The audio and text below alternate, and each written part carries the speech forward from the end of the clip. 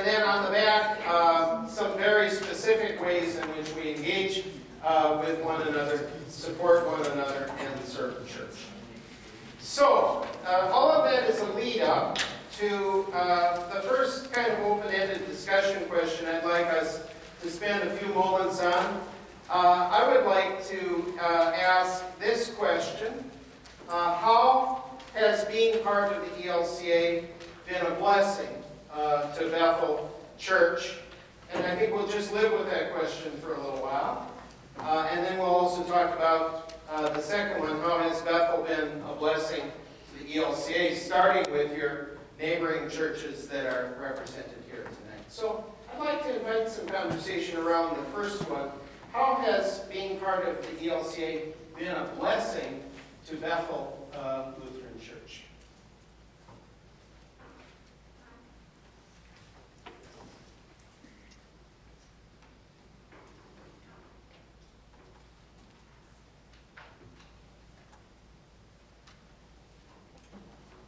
Well, I guess I forgot what building I'm in. Excuse me. No, well, it's been good to know the Swedish tradition locally. I didn't know much about it. I live in Vinewood where a bunch of Norwegians were, and I connected with the Swedish idea of church with the Bethel people, and have been aware of that over the years. And so that made me a bigger Lutheran, and I'm happy for that. Okay, thank you. I think you sort of went ahead and hit that second question, but that's fair game. We can talk about both these if you'd like, but that's okay. That's okay. Comments that you have. How has being part of the ELCA been a blessing, and how has Bethel been a blessing to the ELCA and its neighbors? I see a hand over here. Mark? Just, the most obvious one, I guess, is that it's where we've gotten our leadership over the years. Secondly, a lot of good course materials. I have taught Sunday school and confirmation and run Bible school, and all of these things have been great resources for me as a teacher. And also Bible studies have been a resource to me as an individual within the congregation. I've gone to numerous synod conventions and have felt educated, inspired, informed, supported, etc., just by being part of the fellowship that goes on at the synod convention, and the real care that's taken to provide resources for both lay and rostered people within congregations. So I don't know what happens in other churches. I don't know how the Methodists handle it, or who else does. I just know what our synod, the ELCA, has done for me and has done for Bethel in the history of its congregation. I can speak for having been here for 30 plus years. So. Thank you. Other responses to that. How has being part of the ELCA been a blessing? How has Bethel been a blessing to the ELCA in this neighborhood and beyond?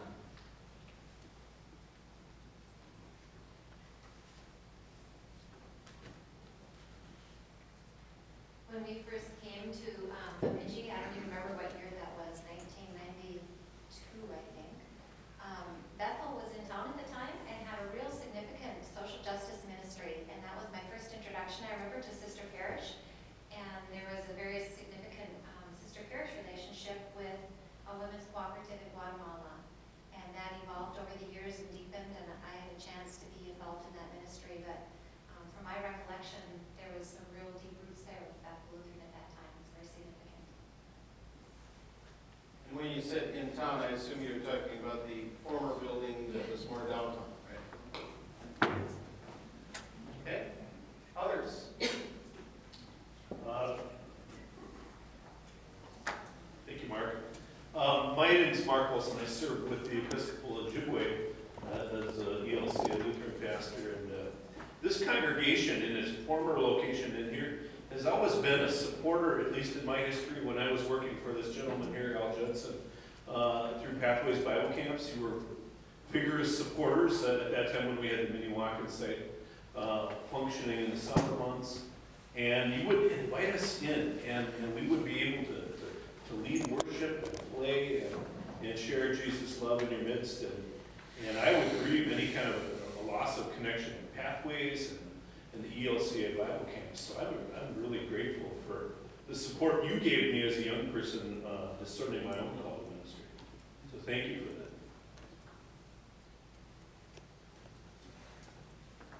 Other comments? How has being part of the ELCA been a blessing for Bethel, and how have you been a blessing at Bethel in the ELCA?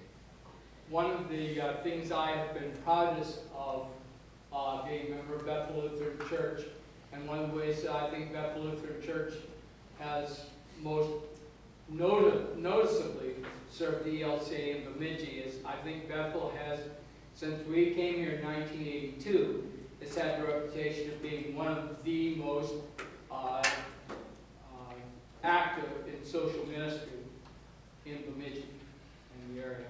And that's made me very proud to be a member of this church. And that's one way that I think that Bethel has very much served the ELCA in this area. Thank you.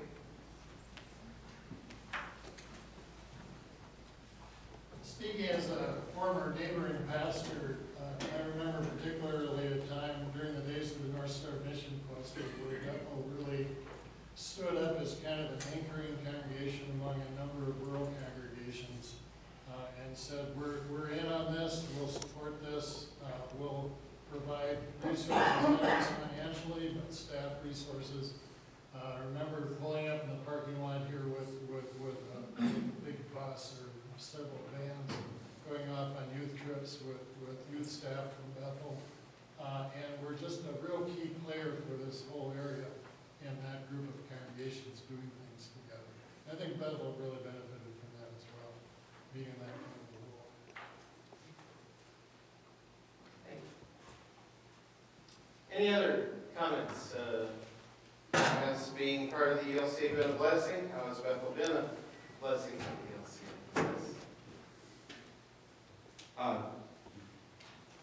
That work? We're relatively new here at Bethel, 6 or 7 years, I guess, but I mean, I've been in the ELCA for all my life, I guess, since before the ELCA. And one of the things that I feel strongly about the ELCA is its worldwide mission and all the work that is done cooperatively in that regard, world relief and all the rest of things. And I think as a social ministry type church, that needs to be a concern for us. We need to keep that in front of us, and we need to keep those doors and those access points open so we can continue to do that. And the ELCA provides that.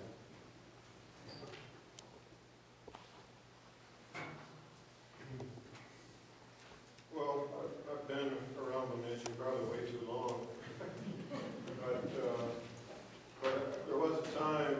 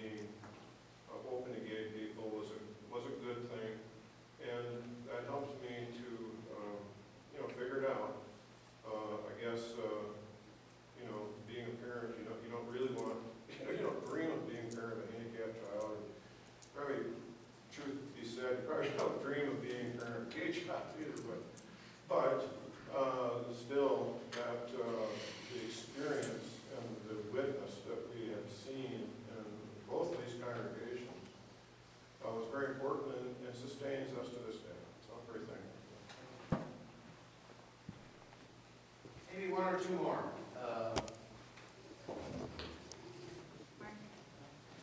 I neglected to say, many of you probably know Myrtle Smetek and Pastor Bob Kelly.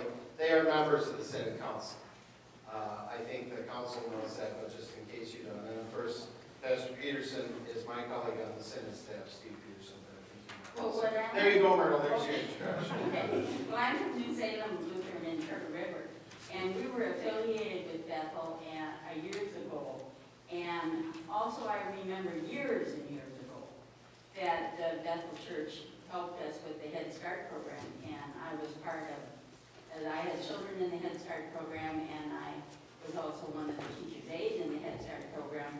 And it was always a very, very, very positive place for these children to go to, these young people who need some help. But and then as far as New Salem and Bethel, we're affiliated together for many years, and I think from my standpoint, that's always been a very positive happening.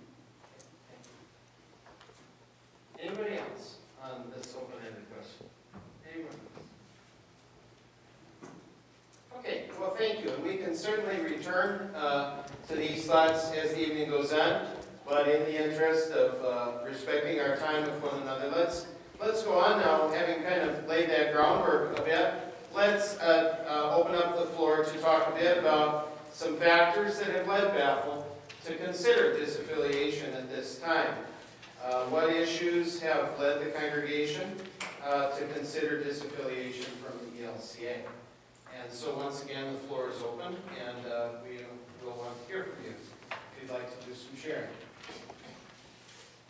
And I think, Pastor Mark, are you going to be Oprah for the whole night in terms of getting the microphone around? Thank you. I can answer that. Sure. You're welcome to, but I was teasing you about the microphone. But go ahead. Well, since I have it now. Yeah.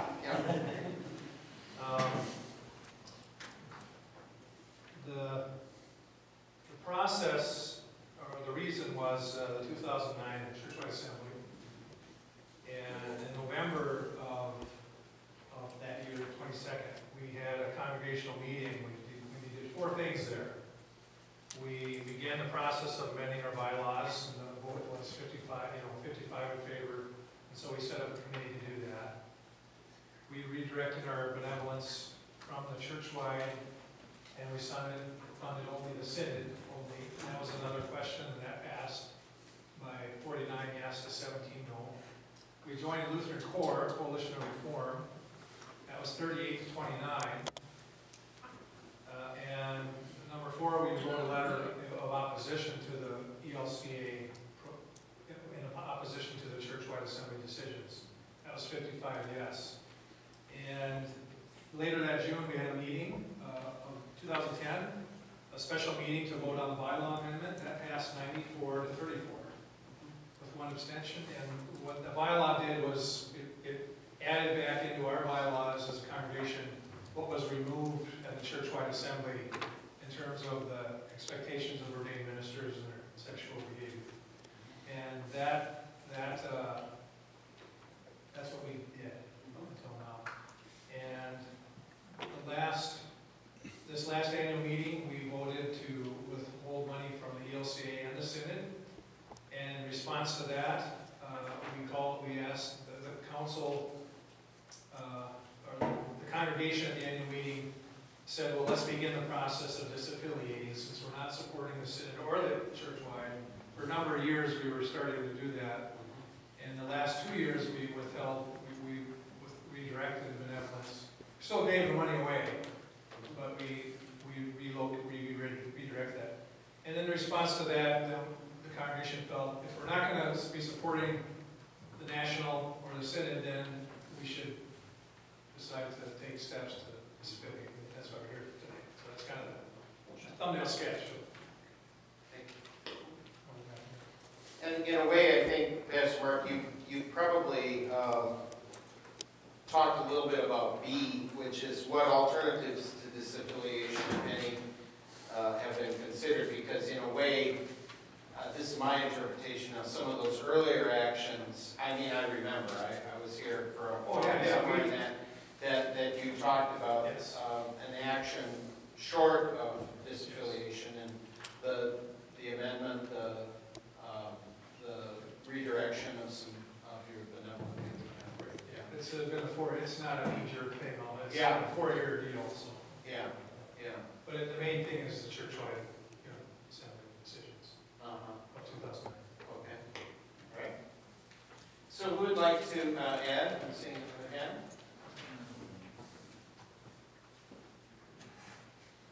Well, I was going to stand up and show you the handout here. But first, I should probably say, I'm probably about as Lutheran, ELC, UELC, ALC, as any of you here. I think I've attended more Synod assemblies than a good share of you here. I am 82 years old now. I can't believe it myself. But that's the way it came out. And I have been a national delegate to this church body, the ELCA, twice now. The first one was back in the 70s, where we weren't quite the ELCA yet. The ALC program. The difference between those two assemblies were as different as day and night to me.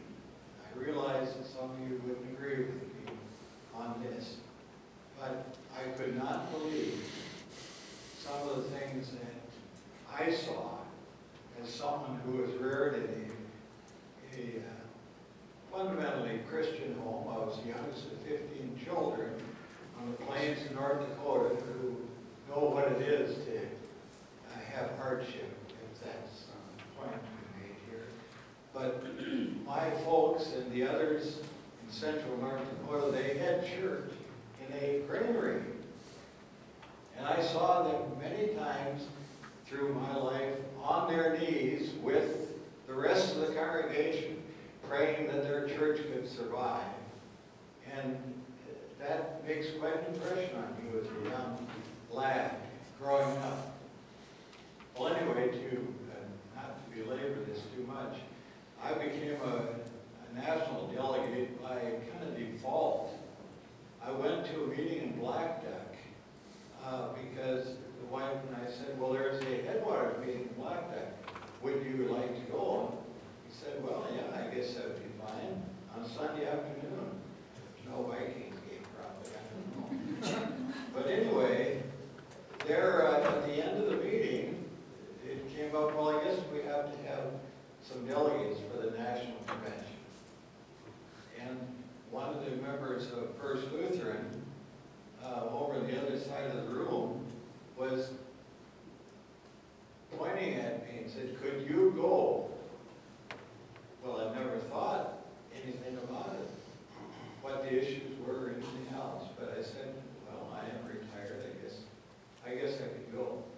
So I went, and I was not prepared for the big stack of paper that we got. And, well, Pastor Steve, you were there, and several others were there. There was this big stack of papers, and they kept coming even after the convention was finished. But in section 5, page 3, and I went over everything. I did my share of highlighting things because I wanted to be a good delegate to the ELCA. There was this chart. I do not believe that. And how many have seen this on section 5, page 3? Not one of you, I'm sorry. None of the pastors either. What document is that on? All right, I'll tell you what it is. The first one is change in regular giving to congregations and support to synods and church-wide organization between 1989, year after the ELCA was formed, and 2005. Now you see where the upper line that's almost straight across is support to the congregations. You see that? But the other two are the synod and the church-wide assembly. This is money that we send. Of course, you don't send us money, we send you money. That's the way it works. And that, so your success probably has to be measured a little bit by the kind of money and support that you get. The bottom one is mission support as a percent of total giving. Now, isn't that something? Almost a 45-degree angle down. Now, this was before this big trouble in 2009. And it goes, I don't know what really has happened since then. But now, if you were the CEO, if you are stockholder in this company, and they came and wanted you to buy more stock and showed you that, how would you like that? That's what has gone on. And I was just really shocked at that. And I haven't been able to find anyone to address that. Why is this? And does this say anything about what has been going on? Now, this isn't getting into any of the problems that we've encountered since that time, the way we were treated. When I came back from most of these assemblies, no one was interested in what we did. And the same thing happened pretty much at this church by assembly I was too. I was asked by Pastor Steve to give a report to the Edwards pastors. And I prepared for about a half-hour presentation. I think I worked hard at that. But when I got there, others, well, including Pastor McCracken, she was a observer. She spoke for about half an hour, and the chairman of the committee told me that it could be shortened yours to 5 minutes. Now, have you ever been in that situation? You've heard a lot of work on something, and they are not even interested in what went on. So all I'm saying is, there is not strong support in any of the congregations between the church-wide and the synods, but we know we get certain things from them, so that kind of ties us together. Now, where you want to assess the blame on that, and maybe I'm wrong in saying it this way, but that's what's been going on through all my years, that there has not been a close association with the congregations and the church-wide. They were set up by us. This church was formed over 100 years ago. Calvary was as well. They got a mission going, and then they decided we need help down the road, and so they formed Youth Fellows. So the father is the congregations, and the children are the synod and the church-wide. And so I think we need to remember that part of it, that whole thing. I had several other notes here, but that we've gone over these so many times, and I think they're almost memorized by most of you listening. Thank you. Thank you. Okay, let's hear from some others. Comments about, yes, sir, go ahead. One short one. From and you mentioned that the Augsburg, the unaltered Augsburg Confession is one of the base documents of the ELCA. And from the 15th article, we talk here about consciences are not to be burdened. And in watching what has happened through this congregation and through a number of other ELCA congregations in the vicinity, there's been quite a burden placed on people by what was done at the 2009 CWA. You can take a look at one of them in terms of the okaying of homosexual relations for pastors committed in a lifelong relationship. But I'm thinking of the one of bound conscience. As we read that resolution, that particular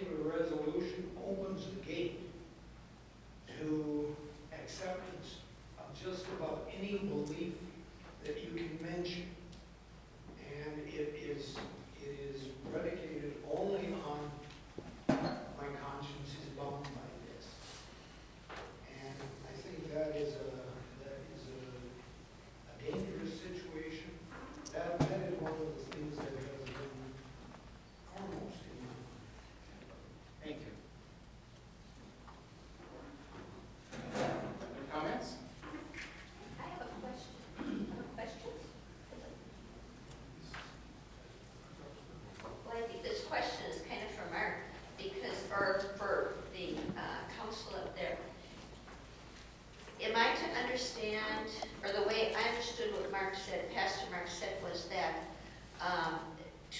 the 2009 churchwide assembly was the impetus to get them going on disaffiliation. And I'm just curious if that was true or if it was the straw that broke the camel's back. And if so, what were other motivating factors after the 2009 decision? I'm just curious. Do you want, I thought I saw a hand over there. To answer that, it was, that was the impetus, the It 2009. was the beginning.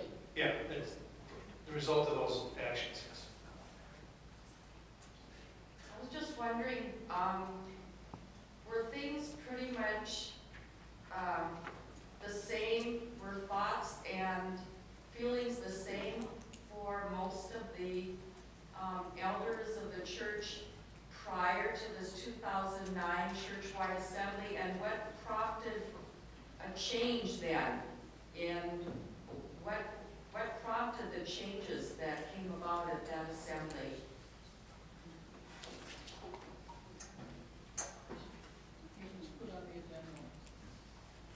I am noting these questions, and I'd like to be in listening mode now, but I'll try to suggest some responses. But I think it's better if I listen first. Let's see. Feeling like the guy at the auction who points where the bid is. Yep.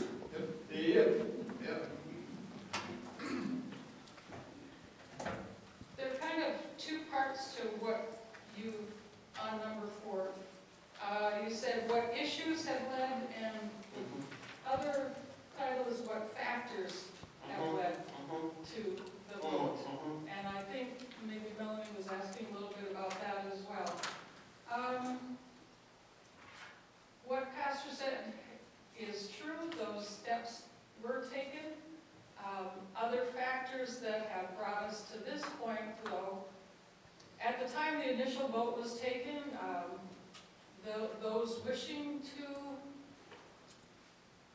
step back from the ALCA did not receive the 2/3 majority that was required.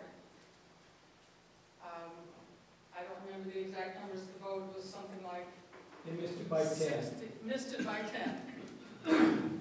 Which to me, at the time, was very similar to going to the Synod Convention and seeing the division in vote there. There were X number of people on one side, X number of people on the other side. Neither side had a majority, the required majority. Over time, people have left Bethel, which means that that balance has begun to shift. So that probably now there are 2/3 majority. Those who would be more supportive of staying in the LCA, many of them have left. So we're talking about issues and we're talking about factors. So the issues are there. There are other factors involved as well that have put us to this point. Thank you. Comments here right now first. Maybe let's also just kind of, since we're already doing it, let's go into the discussion questions. I'm watching our time a little bit. So in light of a couple of things that I've heard, and you can continue to name issues, but how might disaffiliating from the ELC enhance Bethel's participation in God's mission? And let's just talk about them together. If you want to speak to either side of this, how might remaining in the ELCA enhance Bethel's participation in God's mission? In other words, what's behind that is Bethel will remain a church and part of God's church, I would say. How will disaffiliating help you be a better part of God's church, serving God's mission in the world? Or the counterpart, how might remaining in the ELCA help you or enhance that? So let's move to those questions if we could, knowing that you might still want to name other issues that are in